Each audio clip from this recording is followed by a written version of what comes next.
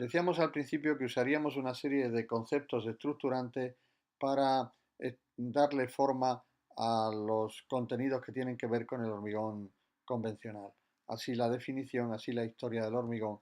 Ahora procedemos con las características de nuestro material.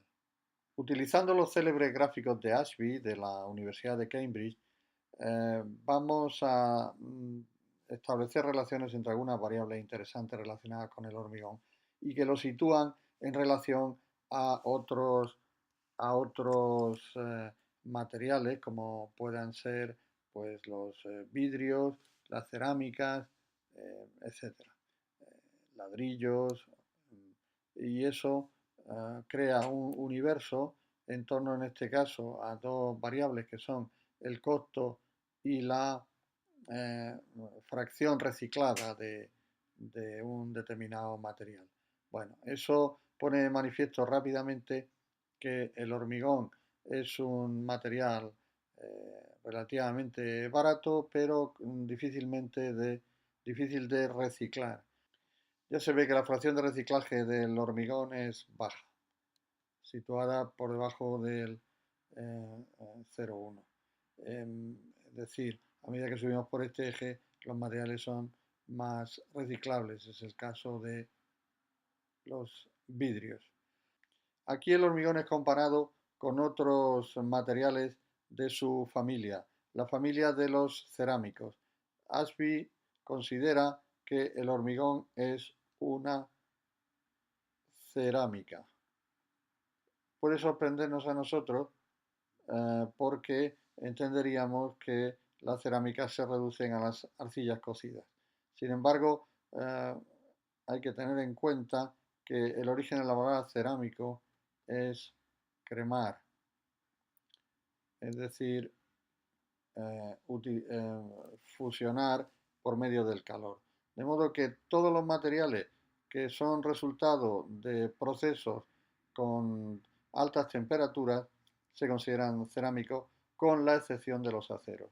Esto es lo que emparenta el hormigón con el resto de materiales que aquí se ven. Bueno, y lo dicho, el hormigón es un material que tiene una baja tasa de reciclado. En el universo bidimensional creado por la relación entre costo y resistencia, también una relación interesante, el hormigón ocupa un lugar que pone de manifiesto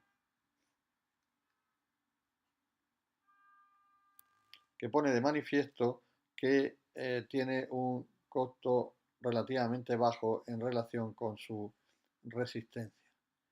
Estos son materiales más equilibrados en los que costo y resistencia suben de manera pareja. Y por aquí tendríamos materiales de alto costo con bajas resistencias, entre otras cosas porque no se espera de ellos la resistencia, o mejor dicho, no se espera de ellos la resistencia porque no pueden proporcionarla al menos en condiciones razonables.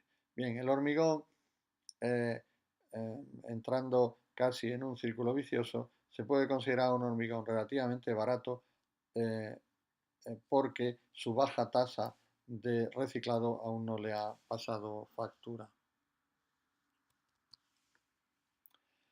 Y finalmente, siguiendo con los gráficos de Ashby, en el campo creado con las dimensiones densidad y resistencia, se ve que el hormigón tiene una situación central en la que hay un equilibrio razonable, esta sería la zona de equilibrio, un equilibrio razonable entre densidad y resistencia, siempre que, como se dice aquí, sea bien compactado. El hormigón fresco es una fase intermedia del hormigón estructural y que, sin embargo, es lo que hace valioso a este producto, puesto que puede ser utilizado industrialmente en esta fase para darle forma, de tal manera que una vez en reposo en el molde o encofrado que le da la forma, eh, pasa a la fase de endurecido. Se llama tiempo abierto como veremos también ahora más adelante, al transcurrido desde que se mezcla el hormigón hasta el principio de fraguado. El principio de fraguado es una frontera convencional que se establece con un ensayo con la aguja de Vicat, como se verá en otros apartados del curso. El hormigón fresco puede ser transportado y manipulado sin grave merma para sus características. Entre otras razones, los cristales aún no han producido una trama rígida cuya manipulación provocaría fracturas indeseables. Para conseguir este periodo se utiliza, como se adelantó en otra clase, el yeso, el sulfato de calcio, porque en su reacción con determinados aluminatos del hormigón produce una sustancia denominada etringita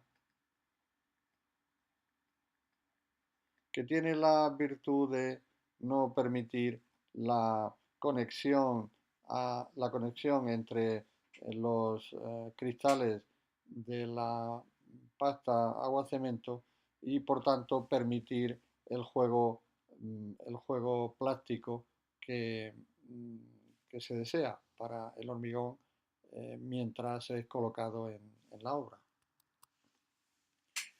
El hormigón fresco tiene las siguientes características. La consistencia, muy emparentada con la docilidad, que es la capacidad del hormigón fresco de deformarse.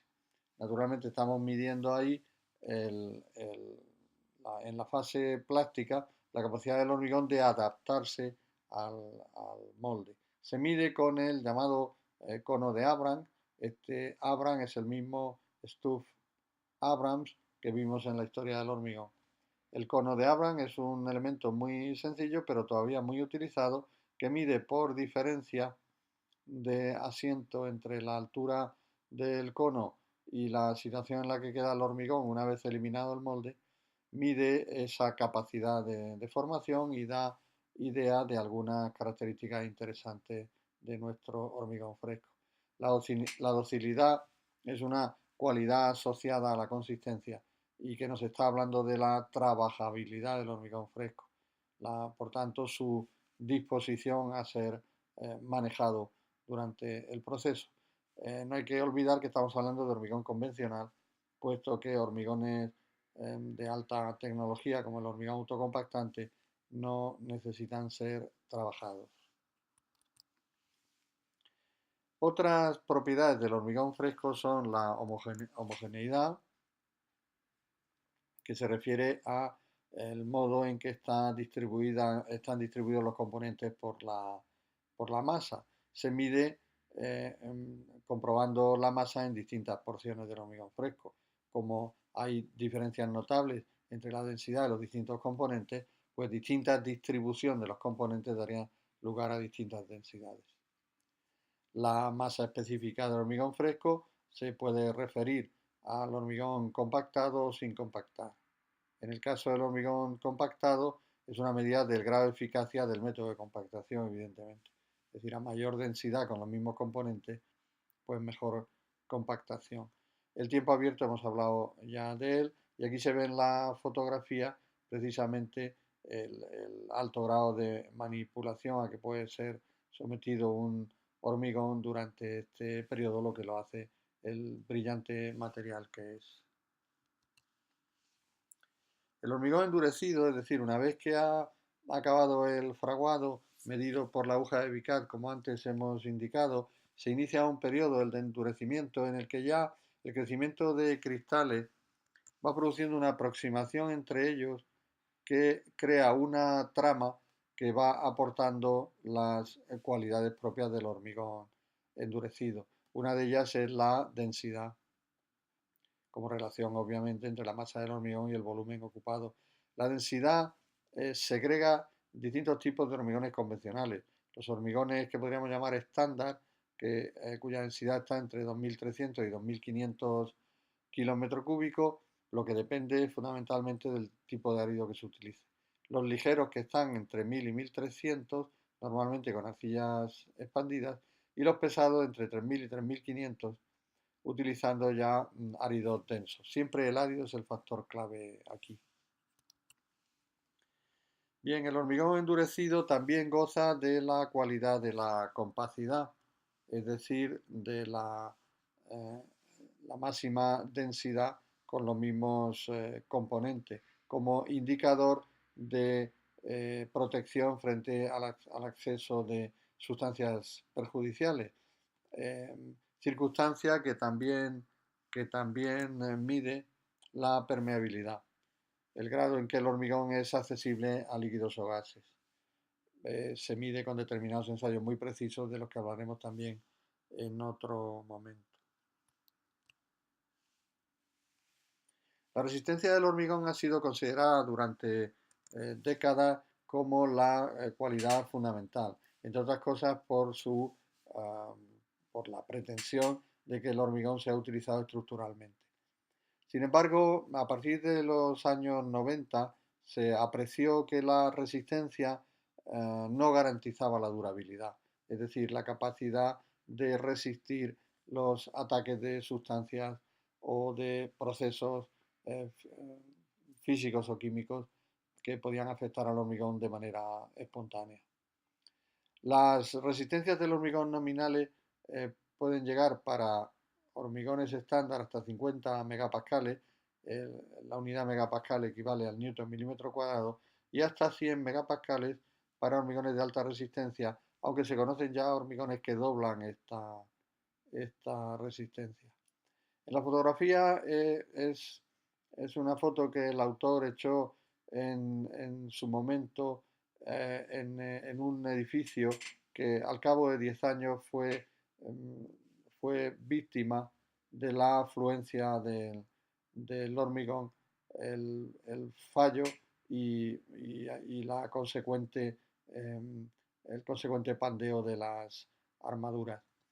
El, la resistencia del hormigón sigue siendo una característica clave cuando de seguridad hablamos.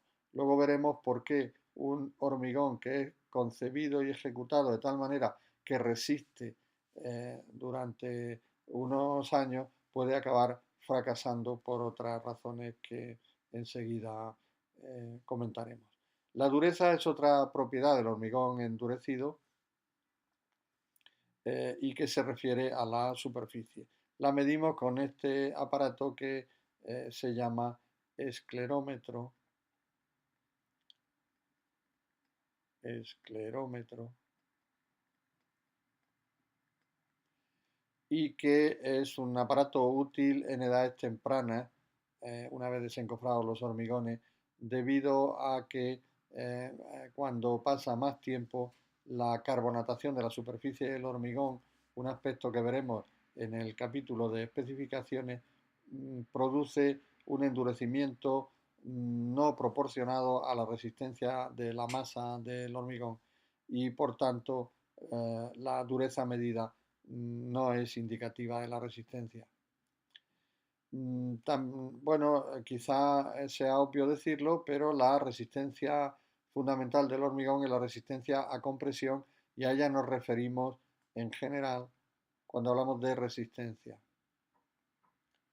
Resistencia a compresión, es decir, capacidad de oponerse a las fuerzas externas mediante, en cada sección, mediante la resistencia del propio hormigón como material con el complemento de las armaduras. La retracción es un fenómeno que es natural que se produzca en el hormigón, aunque ya se conocen técnicas para mitigarla. La retracción es consecuencia de la evaporación del agua en los capilares del hormigón, lo que provoca tensiones en los mismos que hacen que el hormigón pierda volumen. Como normalmente los hormigones están restringidos por el entorno, esa pérdida de volumen, que no tendría ninguna importancia si no estuviera impedida, produce tensiones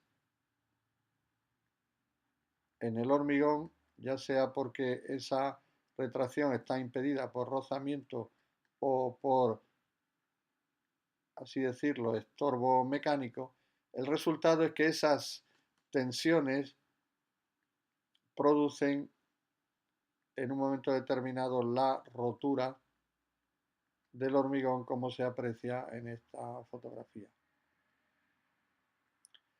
Roturas que si aparecen en la fase plástica se llaman de afogarado, de fuego, es decir, de sobrecalentamiento y evaporación rápida del agua en la superficie, y si se producen ya con el hormigón endurecido se llaman habitualmente de retracción. Como se ve aquí con arcilla, eh, todos los fenómenos de esta naturaleza toman una forma eh, muy parecida. Forma de piel de lagarto, cuya razón estriba en que si las tensiones son en todas las direcciones del, del plano bidimensional de la pieza, tratándose por ejemplo de una solera, si fuera un macizo estaríamos hablando en las tres dimensiones, pues bien, cuando estas tensiones producen una rotura, se produce una liberación porque la energía de estas fuerzas se consume en separar el hormigón. ¿Qué ocurre? Que una vez producido el equilibrio, las fuerzas normales son las que tienen mayor magnitud y por tanto la siguiente rotura es muy probable que se produzca formando un ángulo de 90 grados con la primera familia de fisuras. Eso explica estas formas tan habituales en los materiales porosos que en primer lugar están entumecidos por el agua y después pierden volumen por la sequedad. El diagrama tensión-deformación del hormigón depende de la edad. No ocurre como con otros materiales como el acero, en el que la edad, salvo deterioro, no tiene gran influencia. Ya se, ya se puede ver aquí que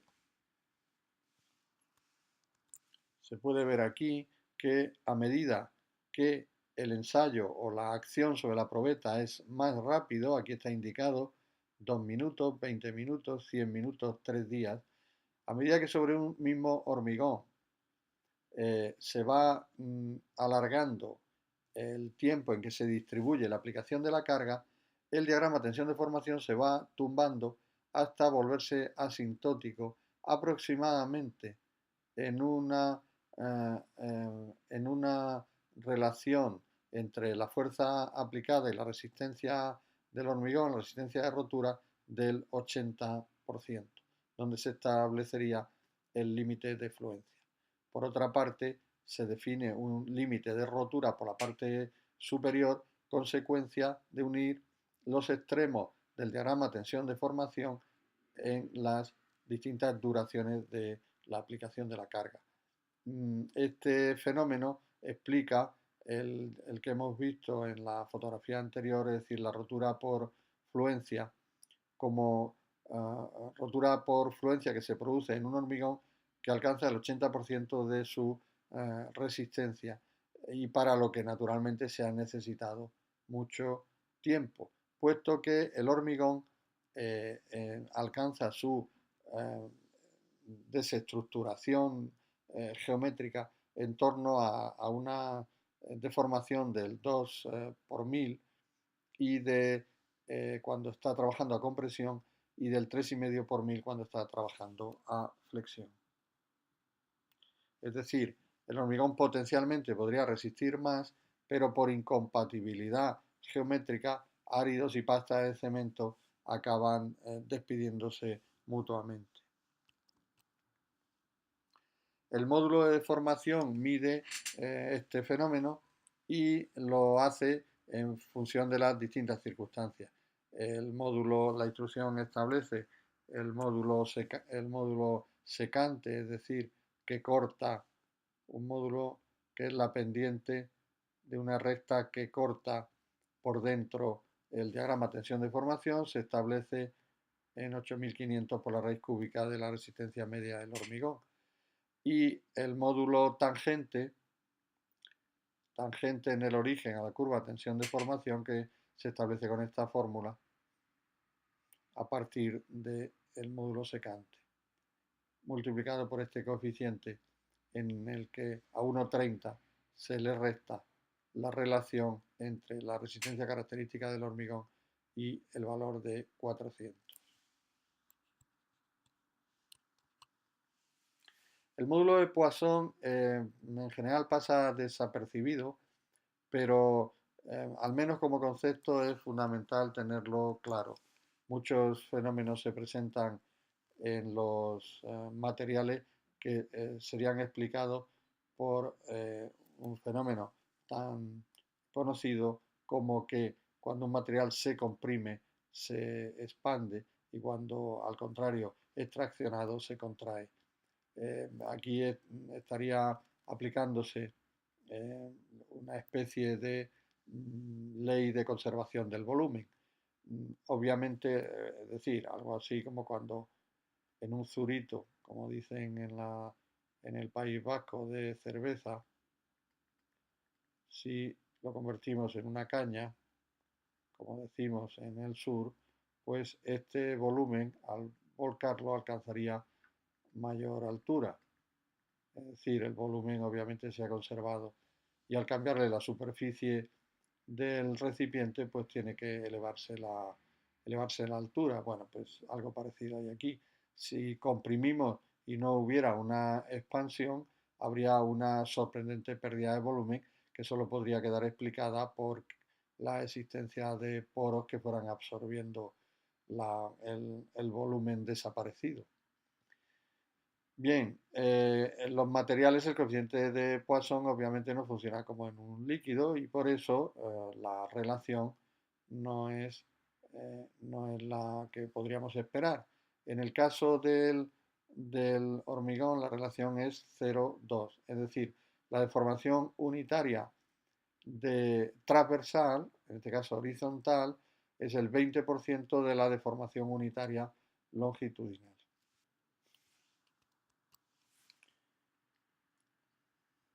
Finalmente, proporcionamos en esta tabla las principales características del hormigón al objeto de que el estudiante de ingeniería o arquitectura sitúe al hormigón en sus coordenadas. Así, el módulo de deformación, la resistencia a compresión, la resistencia a tracción, el coeficiente de Poisson, la densidad, la deformación unitaria a tracción, la deformación unitaria a compresión y el coeficiente de dilatación. No sin, no sin corregir no sin corregir el que la resistencia unitaria a compresión es el 0,2% o 2 por mil, como ya mencionamos con anterioridad, y 3,5 por mil o 0,35% la de flexión.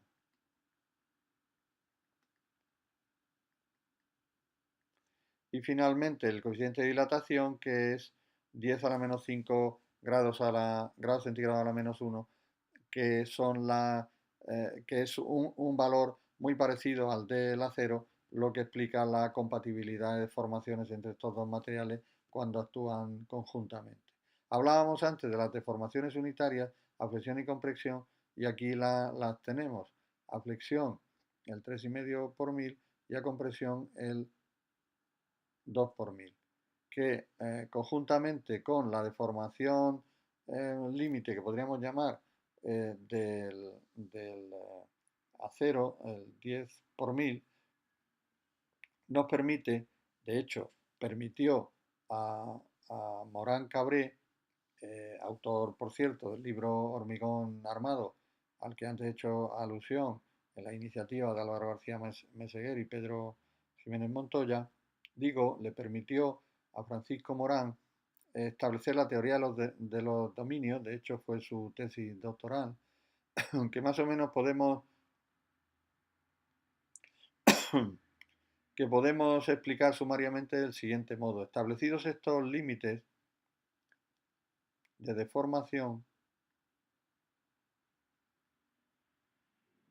estamos en condiciones de establecer dominios para el comportamiento estructural del hormigón, produciendo estos abanicos que explicamos a continuación. Cuando por el punto A pasa una paralela a la sección del hormigón, estaríamos en una situación de profundidad de la línea neutra menos infinito, y en una situación de tracción, es decir, la sección de hormigón estaría sometida a tracción en toda su longitud, con una deformación unitaria del 10 por 1000, que obviamente habrá agrietado mucho antes al hormigón, pero que la cohesión de la pieza estará sostenida por la barra de hormigón correspondiente. Bien, pivotando sobre este punto A hasta alcanzar este punto de aquí, estaríamos en una situación de compresión, de tracción compuesta, en la que iría manteniéndose la deformación del 10 por 1000 en la zona donde está colocado el acero, y el hormigón, sin embargo, iría perdiendo tensión de tracción hasta que ésta sería nula en este punto. Es decir, el diagrama de tensiones en ese punto, de deformación en ese punto, estaría formado por este triángulo, en el que las deformaciones máximas serían en la zona del acero como corresponde, y en el hormigón no habría ningún tipo de tracciones, tampoco de compresiones. Este sería el dominio 1.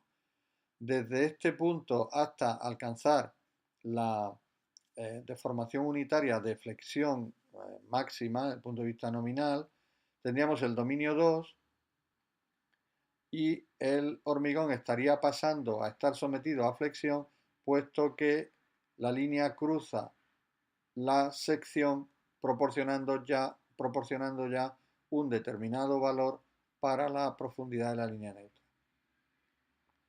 A partir de ese momento pivotamos sobre el punto B y vamos generando distintos dominios relacionados con la deformación unitaria, atracción del acero, es decir, deformación del límite elástico, el momento en que deja de haber tensiones de tracción en el acero, puesto que la línea pasa por el plano en el que están situadas las armaduras, línea que si la prolongamos nos proporciona, sin embargo, tracciones en el hormigón, o sea, en el recubrimiento del hormigón.